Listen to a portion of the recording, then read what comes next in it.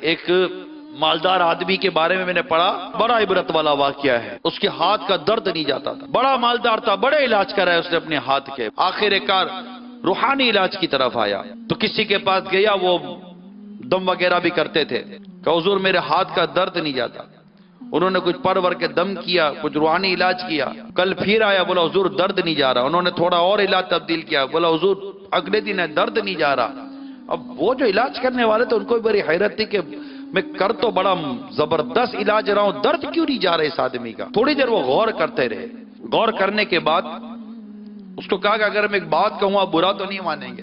کہا کہ کیا کہنا ہے؟ کہا دیکھیں میں تو آپ کا علاج کر رہا ہوں، ڈاکٹری بھی علاج ہوا، روحانی بھی علاج ہوا، آپ کے درد میں تو فرق نہیں پڑ رہا، درد بڑھ رہا ہے۔ میں ایک آپ کو مشورہ دیتا ہوں، آپ اپنے ماضی پر غور کریں، کوئی ایسا واقعہ تو نہیں ہوا جس کی وجہ سے یہ ساری چیزیں ہو رہی ہیں۔ اب اصل میں بڑے لوگوں کو نصیحت کرو نا، ان کو عموماً بات اتنی جلدی سمجھ میں نہیں آتی۔ اس نے بھی بولا مولانا اپنا مشورہ اپنے پاس رکھو، چلو ایک تو تم سے فرق پڑ نہیں رہا ہے، میرے اوپر ڈال رہے ہو۔ وہ ناراض ہو کر اٹھ کر وور وور کرتا ہوا چلا گیا۔ تھوڑے دنوں کے بعد وہ شخص اسی شخص کو ملا، وہ بڑا آدمی، پیسے والا آدمی، وہ روڈ پہ جا رہا تھا، اسے دیکھا کہ وہ جس نے مشورہ دیا تھا اس کو نظر آ گیا۔ وہ دوڑا گیا کہ حضرت پہچانا؟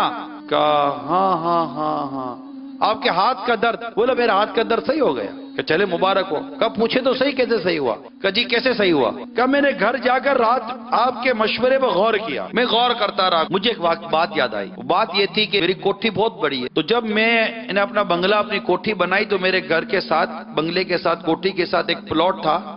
میری خواہش تھی کہ پلاٹ مجھے مل جائے، یہ زمین مجھے مل جائے تو میرا بنگلہ، میری کوٹھی بڑی ہو جائے گی اور خوبصورت ہو جائے گی۔ اب میں نے چاہا وہ مل جائے۔ وہ پلاٹ تھا، کسی زمین تھی کسی بیوہ کی۔ میں نے اس بیوہ سے رابطہ کیا، اس سے بولا یہ یتیم بچے ہیں، ان کے باپ یہ پلاٹ چھوڑ کر دنیا سے چلے گئے، میں نے رکھا ہوا ہے کہ یہ بچے بڑے ہوں گے تو ان کو پلاٹ کام آ جائے گا۔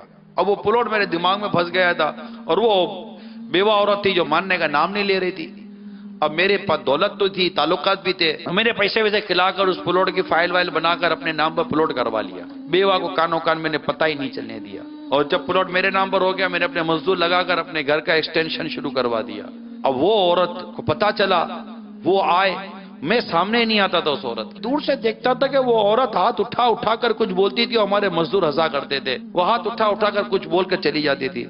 اب مجھے رہ کر وہ بیوہ یاد آئی، مجھے بھی لگا کہ ہو نہ ہو یہ بیوہ نے بددعا نہ دی ہو مجھے۔ اب میں اس بیوہ کو ڈھونڈنے میں لگ گیا کہ بیوہ کہاں گئی۔ پتہ چلا بیوہ کسی اور شہر چلے گی، میں کسی اور شہر گیا اس بیوہ کو ڈھونڈتا ہوا، گھر کا پتہ معلوم کیا، بیوہ سے رابطہ کیا، اس سے پوچھا کہ وہ جو ہوا تھا کیا ہوا تھا؟ میں نے تیرے لیے بددعا کی تھی، ہاتھ اٹھا کر تیرے ہاتھوں کے لیے میں نے بددعا کی تھی کہ جن ہاتھوں نے میرے یتیم بچوں کی جائیداد پر قبضہ کر لیا۔ تو اس شخص نے کہا کہ میں نے پھر اس بیوہ کو راضی کرنے کی کوشش کی، اس کو اور مال دیا ہے، اور طرح کی اس کو مطلب میں نے کوشش کی کہ اس کو خوشی اور راحت ملے۔